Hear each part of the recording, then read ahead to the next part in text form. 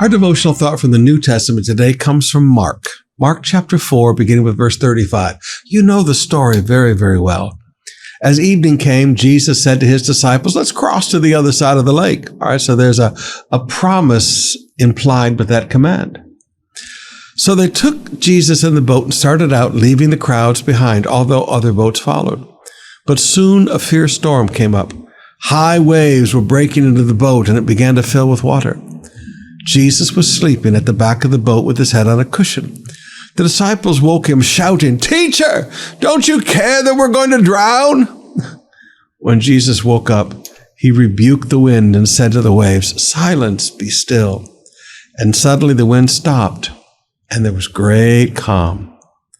Then he asked them, Why are you afraid? Do you still have no faith?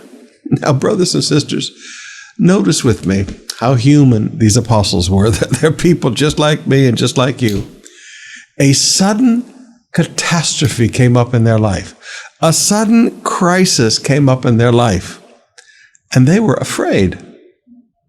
They were afraid. Jesus said in verse 40, Why are you afraid? Now, the problem with fear, when fear suddenly grips our heart like this, it really changes our attitudes in a hurry. Our attitudes can go from peace and rest and faith and joy to a real funky attitude shouting at Jesus, Don't you care that we're going to drown? Now, beloved, every one of us at some point or another in our life have gotten back in God's face. Don't you care? And if you haven't, live a few more years if Jesus tarries, and you will. And you know what I love about the Savior? He doesn't get mad at us. He just looks at them and said, Why are you afraid? He understands the apostles didn't have a bad attitude. It was just the fear coming out in their hearts. Now, beloved, I'm so happy that he understands our hearts and doesn't pay sometimes too much attention to our words. Do you remember the story I've always used when I illustrate how fear can make us do things and pain can make us do things? I told you the story about my big old white German Shepherd that got hit by a car out in our front yard one day. Somebody had driven up through the yard into the grass and hit my big white Shepherd when I was in high school. And when I went out to get him, he was laying there on the ground whimpering. Now, this is the dog that slept in the bed with me every night, all right? And sometimes I think he took up more space than I did.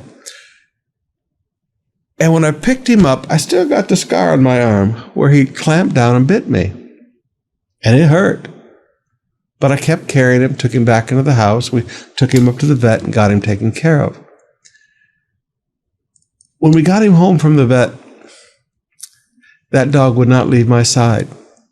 He kept coming up and licking my arm where he had bit me. His ears were down. He was so sad that he had bit me. But I knew he didn't mean it. He was just in pain. Now, if we can understand that from a human standpoint, how much more the loving heart of our God? If you've shot your mouth off to God, don't pull away from him because you're embarrassed because you shot your mouth off. Come to him and just say, I'm sorry.